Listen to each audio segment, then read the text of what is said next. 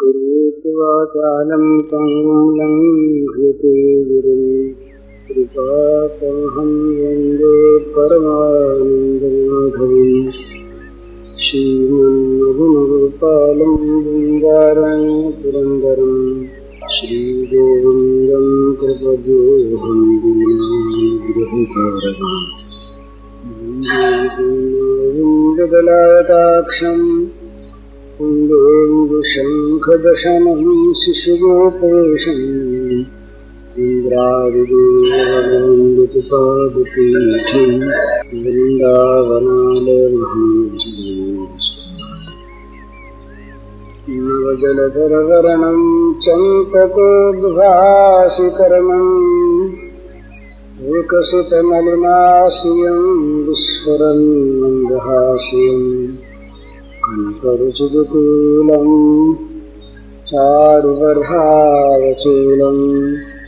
कमपि निखिलसारं भौमवतीकुमारम् वंशीविभूषितकरान्नवनीरदाघात् नीताम्बरादर्णबिम्बफलाभरोष्ठात् पूर्णेन्दुसुन्दरमुखादरविन्दनेत्रात् कृष्णात् परं किमपि तत्त्वमहं जाने। श्रीहरिः गोवा सामने बड़ा सुंदर मोह महादुख रूप है, ताको मार निकार प्रीत जगत की छोड़ दे तब हो गए निस्तार। ये दुख रूप मोह है। मानव के जीवन में दुख का मूल, दुख रूप, दुख पैदा करने वाला ये मोह है। इस मोह का विनाश कर देना चाहिए, इसको जीवन में से निकाल देना चाहिए। ये मोह ही आसक्ति करवाता है भोगों में। जो वस्तु जैसी है नहीं उसमें वैसा देखना ये मोह है। मोह से बुद्धि विपरीत हो जाती है और विपरीत बुद्धि विपरीत दर्शन करती है। मोह को तम कहा है, तमोगुण। और भगवान कहते हैं कि अधर्मं धर्ममितिया मन्यते तमसा वृता सर्वार्थान विपरीताश्च बुद्धि ही सा पार्थ तामसी। बताते हैं कि अर्जुन, वो तामसी बुद्धि है कि जो अधर्म को धर्म बतलाती है, सारे कार्यों को, सारी चीजों को जो उल्टा दिखाती है, वो तम से आवृत, तमोगुण से ढकी हुई बुद्धि है। इसी का नाम मोह है। मोह कराता है विपरीत दर्शन। जगत में कहीं पर सुख सत्ता नहीं है सच्चिदानंद घन परमात्मा को छोड़कर। उन परमात्मा को भूलकर जगत में जगत के पदार्थों से सुख सत्ता की कल्पना करता है, ये मोह है। भगवान ने ही परम सुख, परमानंद, परम शांति है, इस बात को भूलकर जहाँ केवल आग धधक रही है, जहाँ निरंतर अशांति और दुख है, वहाँ सुख की कल्पना कर रहा है, ये मोह है। तो अपने कल मोही की बात हुई थी। मोह दे बिनु राम पद होहि दुह अनुराग, भगवत चरणार विंद में अनुराग तब तक नहीं होता जब तक ये मोह रहता है। तो मोह का नाश ये अत्यंत आवश्यक है। मोह के नाश के लिए ही जीवन की गति को भगवान की ओर मोड़ देने का प्रयास करना है। ये दोनों अन्योन्याश्रित है। भला भगवान की ओर जीवन की गति होने पर ही मोह का नाश होता है, और वास्तविक मोह का नाश होने पर ही भगवान की ओर गति होती है। दोनों एक दूसरे के सहायक हैं। तो दोनों में कोई एक क्रम नहीं। किसी किसी के पहले मोह का नाश आरंभ होता है, फिर भगवान की ओर गति होती है। किसी किसी के भगवान की ओर गति होने पर मोह का नाश होता है। लेकिन इनमें सहज चीज है भगवान की ओर पहले गति करना। ये गीता में भी और पातंजलि योग दर्शन में भी वैराग्य का क्रम पीछे है, अभ्यास का पहले। अभ्यास वैराग्याभ्याम तन्निरोधः, ये योग दर्शन का सूत्र है। अभ्यासेन तु कौन्तेय वैराग्येन च गृह्यते, मन का निग्रह अभ्यास और वैराग्य से होता है। तो अभ्यास पहले, वैराग्य पीछे। इसमें कारण है, भगवान जो हैं ये ठोस हैं, भगवान में पोल नहीं है, इसीलिए इनका एक नाम कूटस्थ है। घन की तरह से जिनमें कहीं पोल नहीं, सारा का सारा भगवान का, भगवान से परिपूर्ण। पूर्णस्य पूर्णमादाय पूर्णमेवावशिष्यते, भगवान की पूर्णता का वर्णन उपनिषद करते हैं कि पूरे में से पूरा निकाल लिया जाए तब भी पूरा बचता है। पूरे में से पूरा निकाल ले तब भी पूरा बच रहे। इस प्रकार भगवान नित्य पूर्ण है, ठोस है। तो ठोस में किसी दूसरी वस्तु का प्रवेश नहीं हो सकता। कहीं न कहीं पोल होने पर दूसरी वस्तु उसमें समाती है, नहीं तो अन्य वस्तु समाती नहीं। इसीलिए भगवत दृष्टि से भगवान का निश्चय होने पर इस जगत में भी फिर भगवान के सिवा कुछ दिखाई नहीं देता, क्योंकि है नहीं। ये भगवान में जगत समाया नहीं है, हमारी दृष्टि में जगत बना है।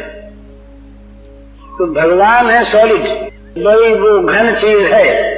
तो क्या करे, जैसे किसी जमीन में कोई घड़ा उसके अंदर जमीन में पाटा हुआ हो, वो निकल न सकता हो, और उसमें भरा है गंदा पानी, उसको निकालना है तो कैसे निकाले? तो उपाय क्या करे कि उसके अंदर शीशा जला के भरना शुरू कर दे। तो शीशा है सॉलिड, ये घन है। जितना जितना शीशा उसके अंदर भरेगा उतना उतना वो पानी से खाली होगा पात्र, क्योंकि खाली किए बिना भरेगा कैसे? तो जितना जितना शीशा भरता जाएगा उतना उतना जल निकलता चला जाएगा। उतनी उतनी जगह है वो शीशा अपना रोकता चला जाएगा। तो शीशा ऊपर तक भर गया तो जल अपने आप निकल गया। तो इसलिए ये बड़ा सुंदर मार्ग है, भगवान की ओर जीवन को लगा दे। जितना जितना भगवान की ओर लगेगा उतना उतना अपने आप ही भोगों से हटेगा। भोगों में दुख दोष देखकर इनसे हटाने का जो मार्ग है ये भी सुंदर है, पर जरा रूखा है। उसमें केवल हटाना है ना, केवल निकालना, वो चट्टान तोड़ते चले जाओ, रास्ता निकालते रहते जाओ। तो ऐसी कोई चीज मिल जाए जिसमें टूट जाए अपने आप और आनंद मिलता रहे। तो भगवान ने कहा कि भाई तुमको भव सागर पार करना नहीं पड़ेगा, ये तो हम कर देंगे। तो गीता की बात है, तेषाम हम समुद्धरता मृत्यु संसार सागरात भवान नचिरात पार्थ मैया वेशित चेतसा। भगवान ने कहा कि जो मुझमें चित्त आविष्ट कर चुकते हैं, जो मेरी ओर आ जाते हैं, उनको संसार सागर से पार मैं कर देता हूं, उनको होना नहीं पड़ता। अहम समुद्धरता भवामी, इसका अर्थ है सुखपूर्वक समुद्धरता, अच्छी प्रकार से उनको पार लगा देने वाला मैं होता हूं। तो कैसे पार लगाना है तो यह खुली बात कह रही स्पष्ट शब्दों में, संसार सागरात तेषामहं समुद्धरता मृत्यु संसार सागरात भवानी नचिरात् पार्थ मैया विशित चेतसाम। ये बड़ा सुंदर प्रसंग है। एक आदमी तैर कर पार होता है, गंगा है, गंगा को पार करना है। एक आदमी तैर के पार हो, यदि उसको तैरने की कला ठीक ठीक याद है, यदि उसका दम नहीं टूटता और यदि वो रास्ते में विघ्नों से, जल जंतुओं से, भंवरों से, जोर के प्रवाह से बचकर निकल जाता है तो निश्चय पार हो जाता है, कोई संदेह नहीं। पार हो पर कठिनता है। तो एक आदमी ऐसी नौका में सवार होकर पार हो जाए जो तुरंत ले जाए, टकराने डूबने का भय न हो, और साथ साथ उसे किसी ऐसी वस्तु का संग बना रहे जो निरंतर मन को, इंद्रियों को भी आनंद देता रहे। तो भगवान ने कहा अहम समुद्धरता भवान, बड़ी सुंदर चीज। संसार सागर से इस पार नौका लेके भगवान आ जाते, नहीं तो पार कैसे करें? उस पार हो तब तो पार करने का स्वारस्य होता नहीं। ये शब्द जो होते हैं ना, इनमें एक साहित्यिक दृष्टि भी, उसका सौंदर्य देखने का होता है। व्यास जो हैं ये भगवान के अवतार हैं, और व्यास जो हैं ये महाकवि हैं, व्यास क्रांतदर्शी हैं, व्यास मुनि हैं और व्यास महाकवि भी हैं। तो उनका एक काव्य सौंदर्य है, काव्य सौंदर्य। तो कहते हैं संसार सागरात अहम समुद्धरता भवामी। और संसार सागर कौन सा? मृत्यु संसार सागरात, जिस संसार में मौत का नित्य जल उछल रहा है, जो मृत्यु से भरा है, मृत्यु संसार सागरात, मरण जिसका स्वरूप है। इस प्रकार मृत्यु को लेकर उछलता हुआ जो संसार सागर, उस संसार सागर से पार करने वाला मैं होता हूं। पार करने वाला तो पार किया जाता है इस पार से उस पार। इसका अर्थ यह है कि इस पार वो तैयार हैं नौका लेकर के, अपनी कृपा की नौका वो लेकर इस पार तैयार है। वो कहते हैं आ जाओ, इस मेरी नौका में बैठ जाओ और पार हो जाओ। तो भाई इस नौका में बैठने से क्या होगा? तीन बात होगी, बड़ी सुंदर, जोर नहीं होती कहीं। इस नौका में बैठने सुखमय नौका है। इस नौका में पार होने में कोई कठिनाई नहीं, अनायास, अपने को बहे रहना, कुछ नहीं करना है, अनायास पार हो जाए। दूसरी चीज, नौका के डूबने का डर ही नहीं कि नौका ऐसी और केवट ऐसा। बड़ी मजबूत नौका, भगवत कृपा कभी डूबती नहीं, सब डूब जाते हैं, सारी शक्तियां डूब जाती है, भगवत कृपा नहीं डूबती। वो तो सारे विघ्नों का नाश करने वाली जो शक्ति भगवान की है, सारी संपत्तियों को देने वाली जो शक्ति भगवान की है, उसका नाम कृपा है, अनुग्रह है। मच्चित्ता मच्चित्त सर्वदुर्गान मत प्रसादा तरिष्यसि। भगवान की कृपा, भगवान कहते हैं कि तरिष्यसि, वो मेरी कृपा से सब कठिनाइयों से तर जाता है। दुर्ग शब्द है, दुर्ग माने किले, बड़े बड़े कठिनाइयों के जो किले हैं, उन किलों को फतह कर लेता है जो भगवान का आश्रय करता है। तो दूसरी बात ये नाव के डूबने का डर नहीं है।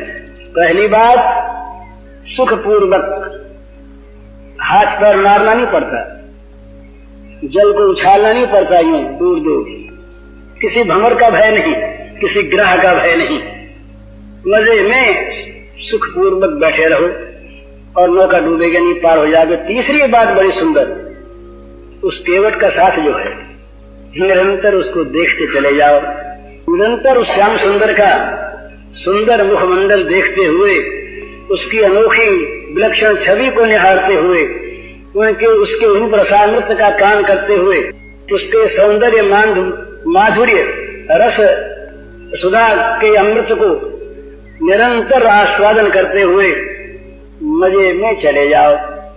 तो ये बड़ा सहज, सुखमय, सुंदर, सुदृढ़, निश्चित मार्ग भगवान की ओर मनुष्य लगे। रविन्द्रनाथ ठाकुर ने एक गीत लिखा बड़ा सुंदर, बंगला है, बंगला गीत है रविन्द्रनाथ का। एक पापी आता है पार होने के लिए किनारे पर। तो ये जहां जहां पर ये नदियां होती हैं वहां पर पार करने वाले कुछ लोग रहते हैं, कुछ खिया रहता है, नौकाएं रहती हैं, तो पार उतारा करती हैं। एक समय होता है कि भाई इतना बजे से इतने बजे तक नाव जाएगी, उसके बाद रात हो गई, शाम हो गई तो नाव बंद हो गई।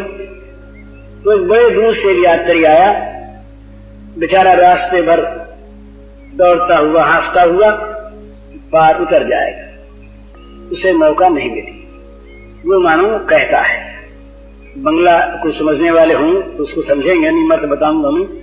কেন বঞ্চিত হব চরণে আমি কত আশা করে বসে আছি পাবো জীবনে না হয় মরণে আহা তাই যদি নাই হবে গো পাতকি তারণ তরিতে তাপিত আতুরে তুলে না রবে গো হয়ে পথের ধুলায় অন্ধ এসে দেখিব কি খেয়া বন্ধ তবে পারে বসে পার করো বলে পাপী কেন ডাকে দিন শরণে কেন বঞ্চিত হব চরণে। वो कहता है बड़ी जोर की भाषा में अपना अधिकार बताता हुआ, वो कहता है कि मैं इन चरणों से वंचित क्यों रहूंगा, कहना पूछता है क्यों रहूंगा मैं वंचित इन चरणों से। मैं तो कितनी आशा लगा के आया, पाऊंगा और पाऊंगा, नहीं पाऊंगा। यदि ये नहीं हुआ ताई यदि नहीं होगो, अगर ये नहीं हुआ पातकी तारन तरीते तापित आतुरे तुले न लोवेगो। पातकियों को पापियों को तारने वाली नौका में इस संतप्त पातकी को अगर तुम नहीं बैठा लोगे, पातकी तारन पापियों को तारने वाली, तरी माने नौका, पातकी तारन तरीते तापित संतप्त आतुरे आर्त तुले न लोवेगो, उठा के नहीं बैठा लोगे। पातकी तारन तरीते तापित आतुरे तुले ना लोवेगो खोए पथिर धूलाए अंधो। रास्ते के धूल छांकता हुआ मैं आया, मेरी आंखें धूल से भर गईं और ऐसे देखी वो कि क्या बंद हो, क्या मैं आकर अपने लिए ये देखूंगा कि मेरे लिए नाव बंद हो गई। तब पारे बोसे पार करो बोले पापी कहनो डाके दीन शरोने। तब इस पार बैठ करके पापी लोग दीन होकर क्यों पुकारते हैं कि नाथ हमें पार करो, तुम्हें पार करना पड़ेगा। तो भगवान निरंतर पार उतारने के लिए तैयार है, नौका लिए तैयार है, सुखमयी उनकी नौका, ऐसी बढ़िया नौका कि जिसके कभी डूबने का डर नहीं, जिसमें सुख ही सुख भरा, रास्ते भर मौज से खाते चले जाओ आराम से। ये आजकल एयर सर्विस में वो रास्ते में खाने को मिलता, पर इसमें तो डर रहता कहीं इंजन फेल हो गया, कहीं क्लेश हो गया, कहीं टकरा गया तो आग लग गई, जल गए, खत्म हो गए। पर ये नौका डूबने की नहीं, और पहुंचेगी कब? नचरात, ये भगवान के शब्द हैं। नचरात पार्थ मैया विचित चितसा नचरात पार्थ, अर्जुन देर नहीं होगी। ये मैं जब पार करने को तैयार हो जाऊंगा, तैयार हुई, मैं पार करूंगा, तब चिरकाल नहीं लगेगा, विघ्न तो है ही नहीं, दुख तो है ही नहीं, सुख पूर्वक पार जाओगे, लेकिन विलंब नहीं होगा, नचरात तुरंत पार हो जाओगे। तो इसलिए कि बड़ा सुंदर भाव यह है कि भगवत चरणारविंद में अनुराग करने की इच्छा करे और अनुराग करना शुरू कर दे। ये अभ्यास, इसके द्वारा जितना जितना भगवान में राग बढ़ेगा, भगवान में जो राग है इसी का नाम प्रेम है। भक्ति का रूप बताया शांडिल्य ने, सा परानुरक्ति ईश्वरे, ईश्वर में जो परम अनुराग है उसका नाम भक्ति है। तो शुद्धानुराग का स्वरूप हम बहुत कम जानते हैं। राग, अनुराग, विशुद्धानुराग, इनमें अंतर होता है। ये वैष्णव शास्त्र में प्रेमियों के मार्ग में जो 8 स्तर बताए हैं प्रेम के, उनमें छठा स्तर जो है ये अनुराग है। इसके बाद फिर भाव है, फिर महाभाव, जो श्री राधा का रूप है, महाभाव रूपा श्री राधिका है। तो ये अनुराग उनका अर्थ यही है कि किसी अन्य का महत्व सत्ता तक न रहे, सारा प्रेम सब जगह से निकल कर सिमट कर प्रेमास्पद के लिए ही प्रेमास्पद के चरणों में अर्पित हो जाए। ये ऊंची अवस्था अनुराग की। इसके पहले ये कभी विषय होगा तो होगा, बड़ा सुंदर विषय है रस का ये। प्रीति स्नेह मान प्रणय राग अनुराग भाव महाभाव, और महाभाव के भेद हैं अनेकों, इनमें मोहन मादन दो भेद बड़े सुंदर हैं। ये दूर दृष्टि वालों के लिए तो ये चीज सुनने कहने की भी नहीं है, और भाव जिनके हृदय में पवित्र हैं वे इनको कह सुन सकते हैं, बड़ी ऊंची चीज। तो मैं ये कह रहा था कि भगवान की ओर अपने चलना शुरू कर दें, भगवान की ओर हमारे जीवन की गति हो जाए तो मोह का नाश अपने आप हो। तो बोले मोह रहते गति होगी कैसे, ये प्रश्न आता है। दो तरह के साधक होते हैं संसार में, दो ही तरह के पातकी भी होते हैं। कल एक सज्जन कौन थे जो पूछ रहे थे रात को, वो अपीत सुदराचार्य वाली बात कोई है क्या? अभी नहीं है। तो एक वो होते हैं जो मोह तो है पर उनको मोह का पता है, बीमार हैं पर बीमारी को वो आरोग्य नहीं मान रहे। दो तरह के बीमार होते हैं। डायबिटीज में अगर भूख ज्यादा लगे तो डायबिटीज को समझे नहीं आदमी, और ये समझे कि भूख ज्यादा लगती है तो ये बड़ा अच्छा आरोग्यता का लक्षण है, और खूब चीनी खाने लगे तो और ज्यादा बीमार होकर मर जाए। तो रोग को रोग समझने वाला और रोग को निरोगता समझने वाला, जैसे दो रोगी अलग अलग होते हैं, इसी प्रकार मोह के दो रूप होते हैं। एक मोहग्रस्त ऐसा जो विवेक से बिल्कुल शून्य हो गया, जिसके पास भगवान के स्मृति की गुंजाइश नहीं है। उसका वर्णन गीता में है, नमाम दुष्कृतिनो मूढ़ाः प्रपद्यन्ते नराधमाः माया भटज्ञानः आसुरम भाव माश्रिता। भगवान ने गाली दी, यहाँ पर गीता में गाली दो के भगवान ने शब्द उनके नराधमाः, नराधम नीच है, नीच मनुष्यों में अधम है। नमाम दुष्कृत पापी है, मूढ़ हैं, आसुर भाव के आश्रित हैं। तो ऐसे लोग जो तो पाप में गौरव मानते हैं, पाप करके अपने को चतुर मानते हैं, दक्ष मानते हैं, बुद्धिमान मानते हैं। पाप उन्हें खलता नहीं, पाप उन्हें बुरा नहीं मालूम होता, वे पाप में महत्व बुद्धि करते हैं। वे तो भगवान ने कहा कि मुझको बचते ही नहीं। ऐसे जो दुष्कृति हैं वे मुझे बचते नहीं, वे मूढ़ हैं, नराधम हैं, मुझे बचते नहीं। लेकिन ऐसे भी पापी हैं जिनके द्वारा पाप तो बनते हैं, अभ्यास से, आसक्ति से, कौतूहल से, देखा देखी, आवश्यकता से भी पाप तो बनते हैं। सारी कमजोरियां हैं, पाप बनते हैं, परंतु उनके मन में एक वेदना रहती है कि हाय हाय हमारा जीवन बुरे मार्ग में जा रहा है, गिर रहे हैं हम, पर बचा नहीं सकते। ऐसी ही प्रबल मोह की धारा है कि अपने आप की रक्षा नहीं कर सकते, बचा नहीं सकते। जब पाप सामने आता है तब गिर पड़ते हैं। पाप होने पर पश्चाताप होता है, मन में आता अब नहीं करेंगे, बहुत बुरा हो गया, फिर करते हैं, फिर करते हैं, फिर करते हैं। ये मोह है। इस मोह में पड़े हुए आदमी का अंतःकरण किसी दिन करा उठता है। हम सबके जीवन में ऐसे क्षण आया करते हैं जब अपने पाप अपने को दिखने लगते हैं। ये बड़ा शुभ क्षण होता है जीवन में। ये घड़ी बड़ी शुभ होती है जब मनुष्य को अपने पाप दिखते हैं और अपने पापों पर पश्चाताप होता है, जलता है हृदय। तो ऐसी स्थिति होती है उस मोहग्रस्त पाप करने वाले मनुष्य की।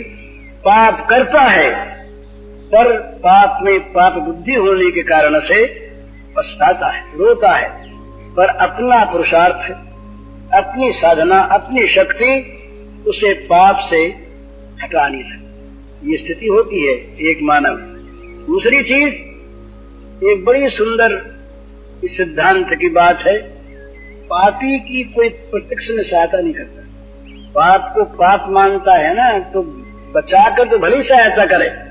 चोरी का माल कोई रख ले भले ही गुपचुप, पर चोर के शामिल चोरी करने में नहीं होता, डरता है। बोले भाई तुम अलग रहा करो, अपने शामिल तो, पर पास न बैठा करो, लोग वहम कर लेंगे। तो पापी को पास बैठाने में लोग घृणा करते हैं, ये नियम है।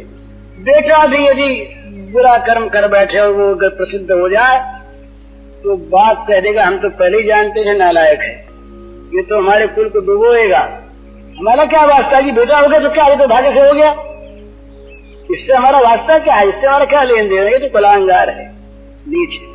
कोई भी आदमी बुरे में साथ ही देना चाहता है, लेकिन एक भगवान ही ऐसे हैं जो पापी से भी कहते हैं आ जाओ, मेरी गोद तैयार है, मेरे द्वार बंद नहीं, सुदूर आचार है अभी, महान से महान तुम पाप करते हो, पर यदि आना चाहते हो मेरी गोद में तो तुम्हारे पापों को मैं धो दूंगा। हम त्वा सर्पापे विमुक्षिष्यामि, तुम्हारे पाप मैं धो दूंगा, तुम मेरे शरण में आ जाओ, मेरी गोद तैयार।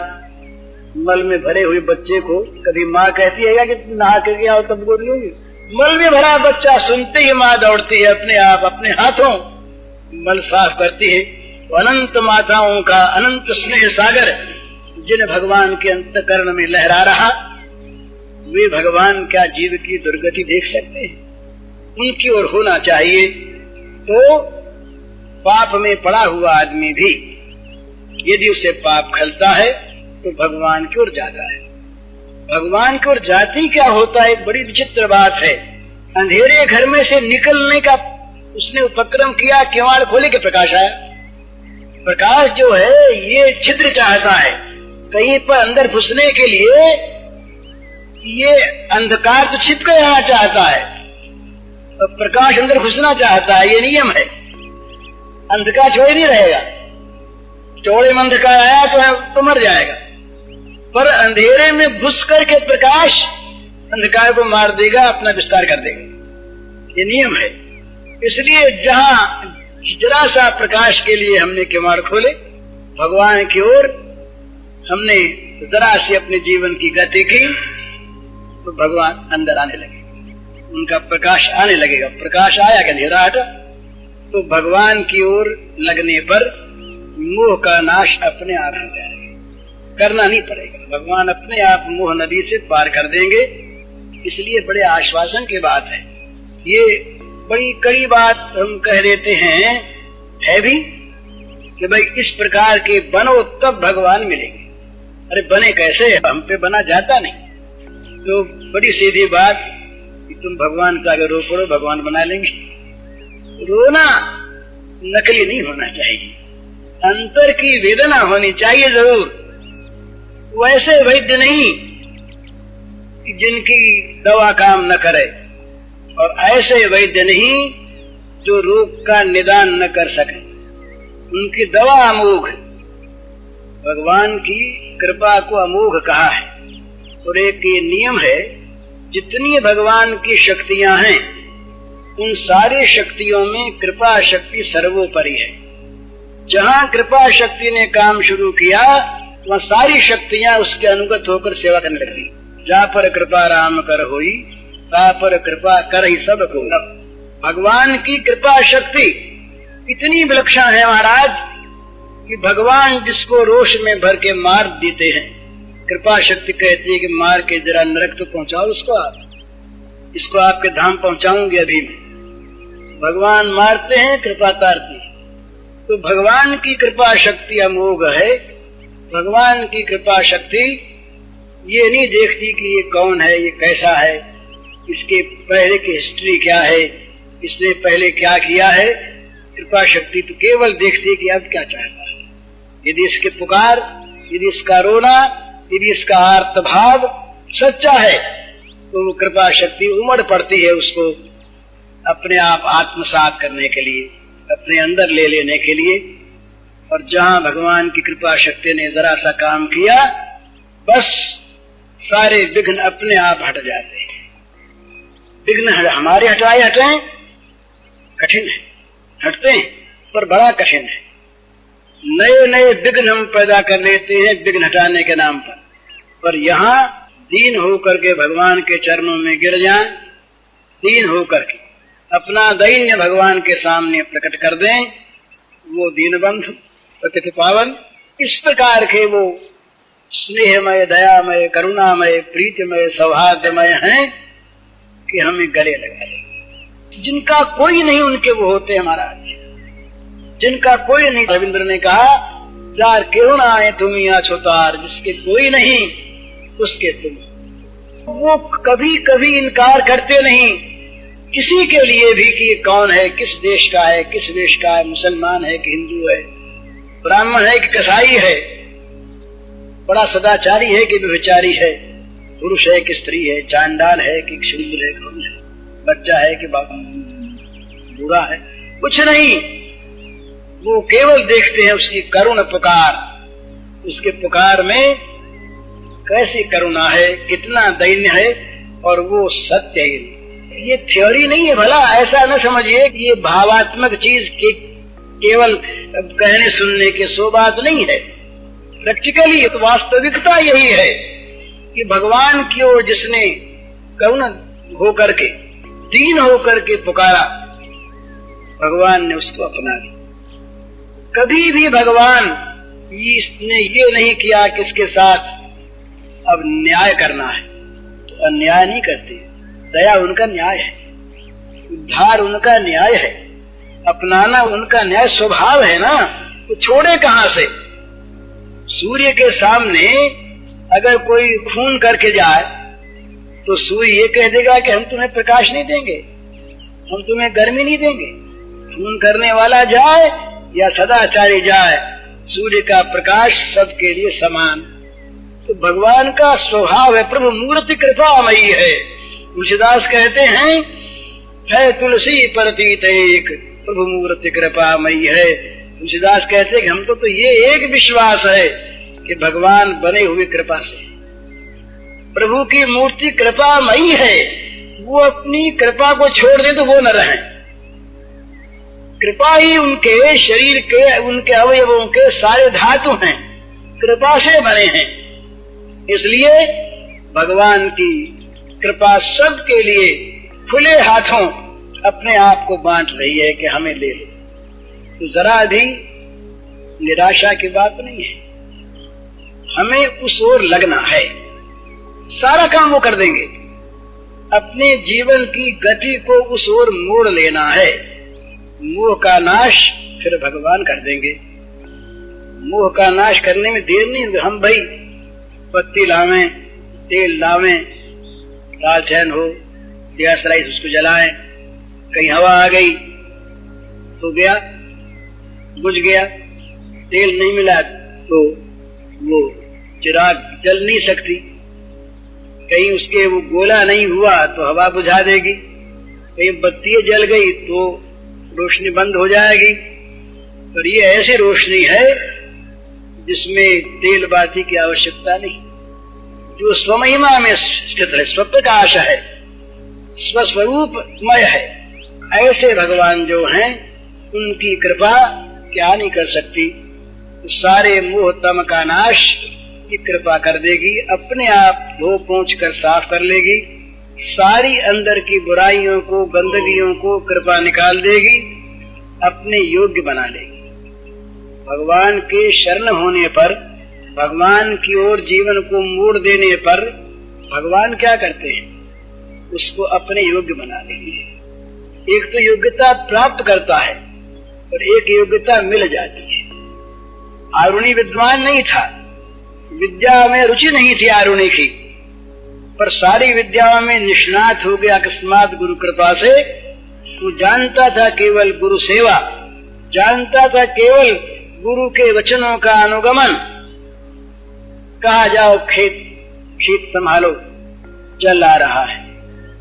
खेत में गया, पानी तो रोकना है, उपाय दूसरा दिखा नहीं, स्वयं मेढ़ बन के गिर गए। रात भर पानी में रहा। प्रातः काल गुरुजी खोजने गए, पुकारा, कहाँ बेटा अरुणी? पड़ा पड़ाई, बोला मेढ़ बना हुआ महाराज यहाँ हूँ। क्या कर रहे हो? पानी रोक रहा। काहे से रोक रहे हो? बोले मैं बड़ा हूँ बेटा, मेरा आशीर्वाद है, सारी विद्या तुझे अभी प्राप्त हो जाए। हो गया विद्वान उसी समय, गुरु कृपा से सारा ज्ञान प्राप्त हो गया। ध्रुव छोटा सा बच्चा, बोलना नहीं आता उसे, 5 वर्ष का बालक किस प्रकार बात करे और भगवान सामने खड़े। मन में आया कुछ कहें भगवान से, पर कहें क्या? न उसके पास शब्द है, न भाषा है, न विवेक है, कुछ नहीं, क्या कहे?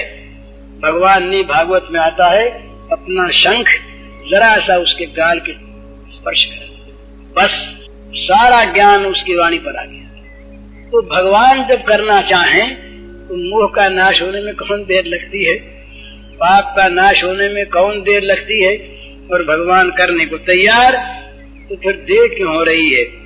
इसीलिए देर हो रही है कि ये देर हमें सहन हो रही है। हमारे विश्वास में और हमारी चाह में, दोनों में कमी है। हमारी चाह हो और हमें भगवान के सौहार्द पर विश्वास हो, तो भगवान की ओर हम मुड़ जाएंगे, भगवान की ओर जीवन की गति होगी। गति होते ही प्रकाश मिलेगा।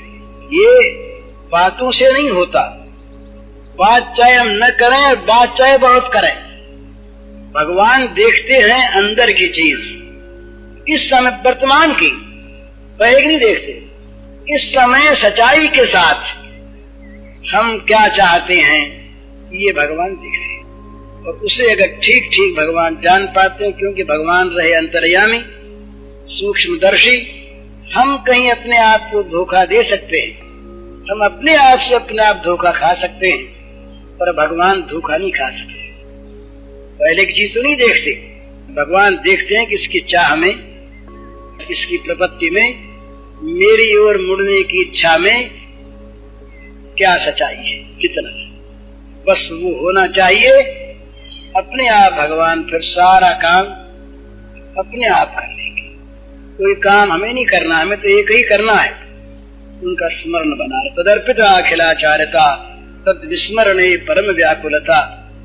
सबका सब भगवान ने ले लिया, हमारे पास क्या बचा? एक भगवान की याद बची, भगवान की याद, स्मरण।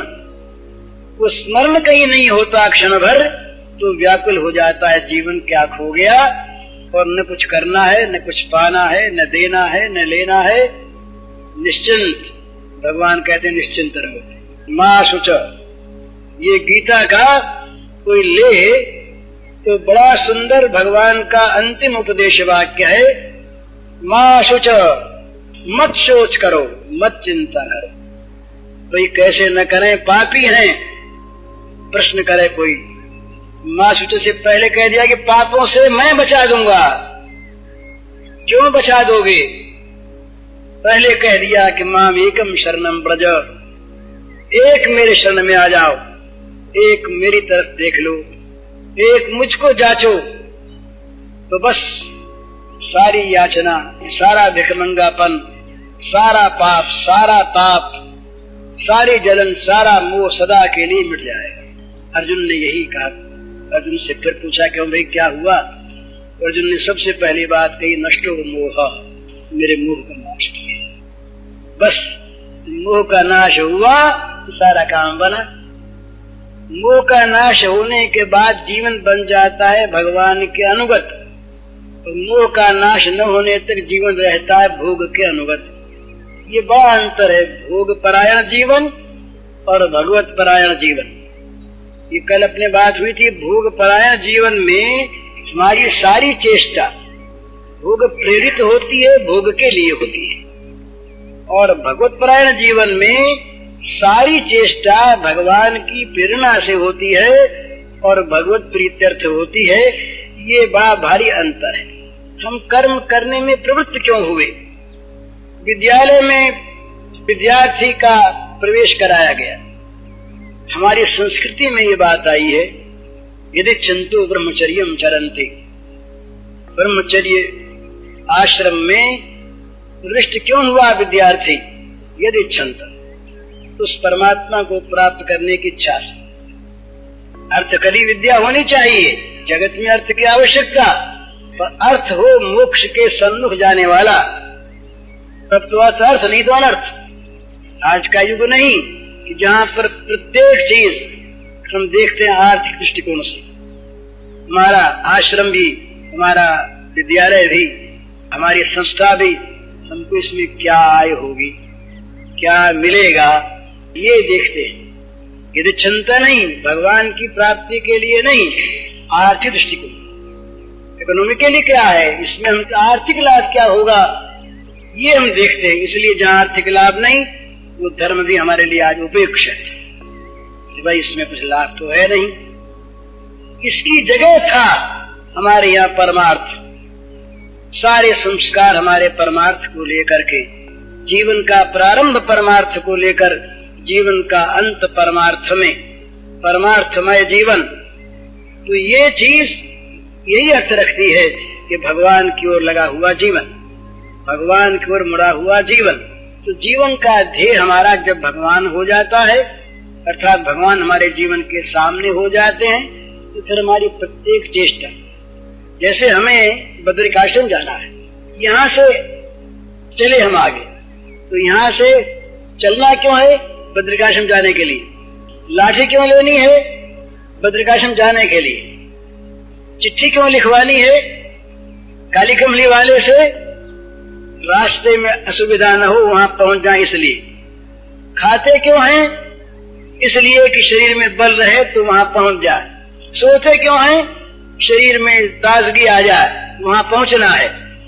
तो जैसे बद्रिकाश्रम जाने वाले की सारी चेष्टा, खाना पीना, सोना, उठना, बैठना, जागना, बात करना, ये जैसे बद्रिकाश्रम के लिए होता है, इसी प्रकार से जहाँ भगवत परायण जीवन होता है, वहाँ प्रत्येक चेष्टा भगवत प्रेरित होती है और प्रत्येक चेष्टा का फल वो चाहता है भगवत प्रीति। ठीक इससे उल्टा भोग में होता है। मंदिर में जाकर के भी वो भगवान से कहेगा, महाराज धन मिल जाए, पुत्र मिल जाए, अधिकार मिल जाए, कीर्ति मिल जाए, यश मिल जाए। तुलसीदास कहते हैं, अरे मरा आदमी कैसा बेवकूफ, तुलसीदास हरिनाम सुधा तजी, छठ हठी पिए तो विषय विष मांगी। मूर्ख मांग मांग करके जहर पीता है, हठी, जबरदस्ती भगवान कहले तुमको नहीं देंगे जहर, तुमको जहर नहीं देंगे भैया, तुम हमारे प्यारे हो। बोले नहीं महाराज, ये मीठा है। कहते हैं सठ हठी पियत, विषय विष मांगी, मांग मांग करके विषय रूपी जहर को वो मूर्ख पीता है जान। क्यों? शठ है, मूर्ख है। तो भोग परायण जो व्यक्ति होगा, उसकी सारी चेष्टा भोग प्रेरित होगी, सारी चेष्टा भोग प्राप्त्यर्थ होगी। ये बड़ा अंतर है भोग जीवन और भागवत जीवन में। भगवत परायण जीवन और भोग परायण जीवन। तो जब तक भोग परायण जीवन है, तब तक भगवान की ओर मुड़ा नहीं।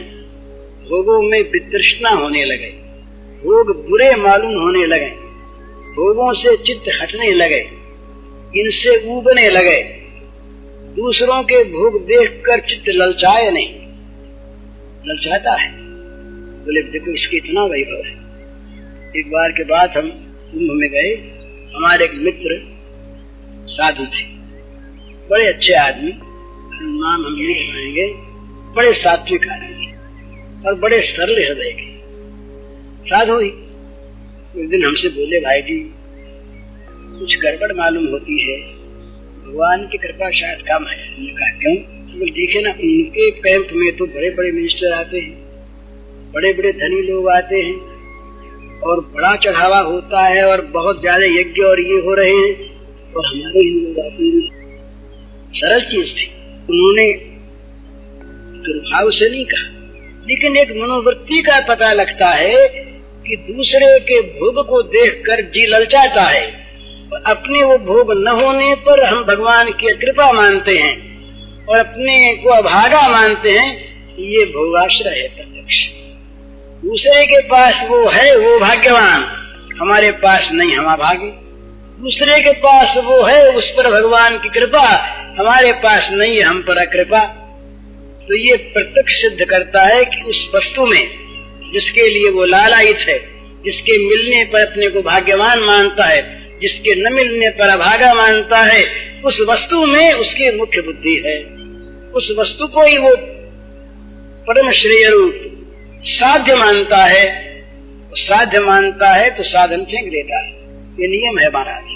हम बाजार में गए 1 रुपया लेकर, बदले में हमें 1 रुपये की अमुक चीज लेनी है, वो चीज हमने ली, रुपया फेंक दिया, ठीक है ना उनके पास। उस चीज के लिए रुपये का त्याग कर दिया। रुपये का त्याग हम कर सकते हैं, वो चीज चाहिए, उस चीज की महत्ता वहां रुपये से ज्यादा है। भाई हमें हमारा भगवान ये काम कर दें, हमने आज लाख नाम लिए, लाख नाम हम अर्पण करते हैं, बदले में हमको भगवान ये चीज देते, तो लाख नाम हम देते हैं उस एक चीज के लिए, तो महत्ता उस वस्तु की। तो जब भोग जीवन होगा मनुष्य का, तो उसकी साधना भी भोग की सेवा में लगेगी, उसकी उपासना भोग की सेवा में लगेगी, उसके विचार भोग की सेवा में लगेंगे, और उसके देवता, और वो भगवान से भी कहेगा कि हम आपके भक्त हैं, देखिए हम आपका नाम जपते हैं, देखिए हम आप ही का आश्रय और किसी का आश्रय नहीं, हम तो देखिए महाराज आप ही के, अब आपके बिना हम किससे कहें, ये हमारा लड़का मर रहा है, इसको तो बचाना है, ये आप बचाएं, दूसरा कौन बचाए। ये कोई बुरी चीज नहीं है, ये पाप नहीं है, ये कोई अनर्थ नहीं है, पर मूर्खता तो है ही, अविवेक तो है ही कि जो भगवान अपने आप को देते हैं, दिए हुए हैं, देने को तैयार हैं, उनसे केवल लड़के को बचाने की प्रार्थना करना। ये लड़का तो आज नहीं कल मरेगा, या पहले हम मर जाएंगे, लड़के को तो छोड़ना पड़ेगा ही। कौन सी चीज हमने मांगी, भगवान से हमने क्या चाहा, पर क्या है, हमारी जो भोग बुद्धि है वो भगवान से भी भोग सेवा का काम करवाना चाहती है, स्वाभाविक। मैं इसे बुरा नहीं मानता, पाप बुरे कर्म करने की अपेक्षा पुण्य कर्म अच्छा, और भगवान से मांगने में कोई बुराई नहीं, कोई पाप नहीं, परंतु भगवान के महत्ता का ज्ञान तो नहीं है, भगवान के श्रेष्ठत्व की मर्यादा हमारे मन में नहीं है, निष्ठा नहीं है, भोग तृष्णा है, भोग परायण जीवन है। तो भोग परायण जीवन जब तक है तब तक तो ठीक नहीं। तो इसमें क्या होता है, भगवान की ओर गति होने पर, मुख मोड़ लेने पर ये उसकी कसौटी है, भोगों से वितृष्णा होने लगती है, स्वाभाविक। भोग फिर बुरे मालूम होने लगते हैं, भोगों में त्याग की इच्छा होती है। जिनके पास भोग हैं उनकी ओर से भी मन मुड़ जाता है कि बेचारे दुखी हैं बेचारे। ये सचमुच यही बात हमारा, आप मानेंगे नहीं, मैं आपकी कलकत्ते गया, मैंने वहां पर भी उन लोगों के सामने भी कहा, उन्हीं लोगों के बहुत बड़े बड़े धनी लोग मुझसे मिले, बहुत पैसे वाले, पर जिससे एकांत में बात हुई सबने कहा बड़े दुखी। अब जिनके पास पैसा नहीं वो मानते हैं कि न मालूम इनके पास कितना सुख होगा, इनके पास संपत्ति, उनके दुख के कारण दूसरे हैं, पर जब तक भोग परायणता है तब तक दुख रहेगा ही, दुःखालयम शाश्वतम, ये कोई बच नहीं सकता इससे। लेकिन भोग परायण जो आदमी है वो दुखों पर दुख प्राप्त करता हुआ भी दुखों के स्थान में फिर जाता है। जो युवती अनुभवती पशुवती दारुण दुख बजे, वे अनुकूल विसार सूल सद पुनि खलपति बजे, इस राज महाराज ने कहा। बार बार भूल करते हैं, बार बार कष्ट सहन करते हैं, बार बार दुख पाते हैं, फिर वहीं जाते हैं। ये मोह, तो ये भगवान की ओर लगने पर क्या होता है कि भगवान की कृपा से इस मोह का नाश प्रारंभ हो जाता है।